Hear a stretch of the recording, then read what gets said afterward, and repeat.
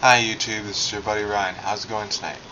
Today we're going to be talking about my childhood team, one of, well, playoff bound teams in the Western Conference for the 09 season, your Calgary Flames. Um, what's going on, you guys? Seriously, we have injuries in Phaneuf, Gear, Sarich, Bork, um, Glenn Cross as well. Um, we also have players that aren't producing. And also, we're also having debates whether we should get rid of Mike Keenan, which has been around since, I don't know, last year, since he's can't come along. So let's just get started on the injury front. And also, the injury front is also dealing with the salary cap, Last night against the Oilers when we lost 5-1, we weren't able to call up any people from our farm team, Quad City, because of the fact that our salary cap's too high. We don't have enough money to actually bring up some of the players because our cap's too full.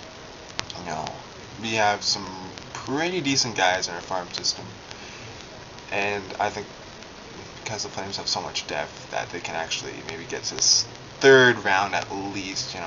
Probably, hopefully, we'll win against a team like San Jose or Detroit. But right now we are struggling so much. Even before Phaneuf had his injury, he was struggling. I heard on Flames Connected, and I think the guy said it well enough that we would rather have Phaneuf play say 20 really good minutes instead of playing half an hour worth of average hockey. I think this is really the reason why Phaneuf has struggled all year, and not because of Sean Avery and his sloppy seconds comment. By the way, Sean, you're one of my favorite agitators. Please don't get mad at me why, but just seeing you and Tim Thomas the other night was just pretty funny, actually. Tim Thomas, you really know how to get into people's heads. But before I sidetrack, Phaneuf, maybe give him 20 minutes instead of the actual 30-minute average, where I think it's around 27 nowadays. And also, we've lost Regier, who is probably the most underrated and also one of the best shutdown men in the NHL.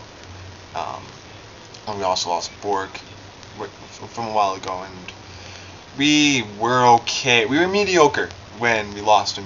He is a really good goal scorer. He knows how to play the puck. He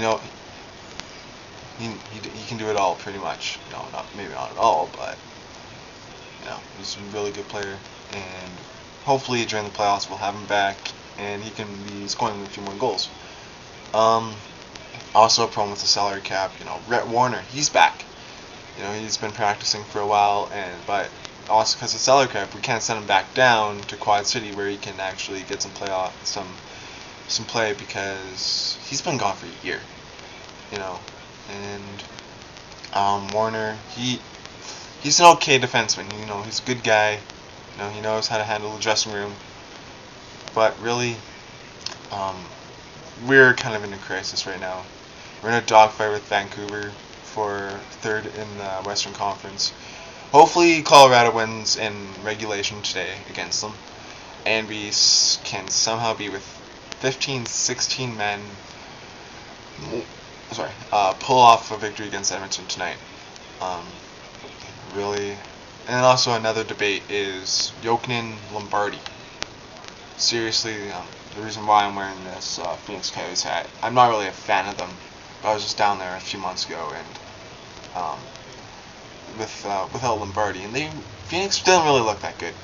But with Lombardi, I think he scored 8 goals with them since the trade deadline, and he's been looking mighty good. Other than Jokinen, he scored I think 6 points or 6 goals in his first 6 games. Mark me if I'm wrong. But these past 5-6 games, I think he scored maybe 1 goal. And you always I think it was against Los Angeles or another game. I saw him right in front, right in the slot, beautiful pass from McGinley, and he rings one off the sidebar. Gets the puck back. The goalie's kind of out of position as well, and he shoots it right over him.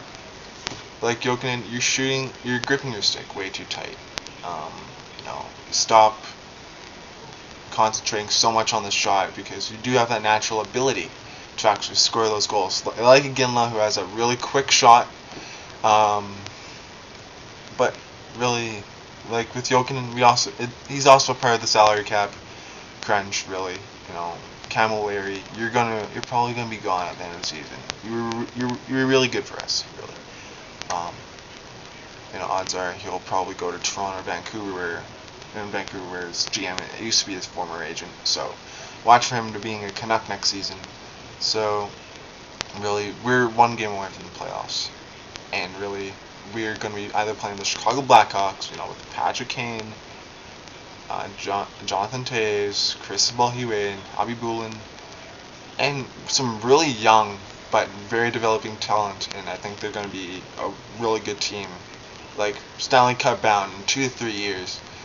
Or we can play Columbus, who has Steve Mason, who has had our number for, I think, 3 or 4 games.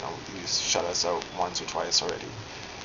So either way, my playoff prediction for the Flames is we might get lucky in the first, but in the second, odds are we're probably going to find ourselves against Vancouver, Detroit, San Jose.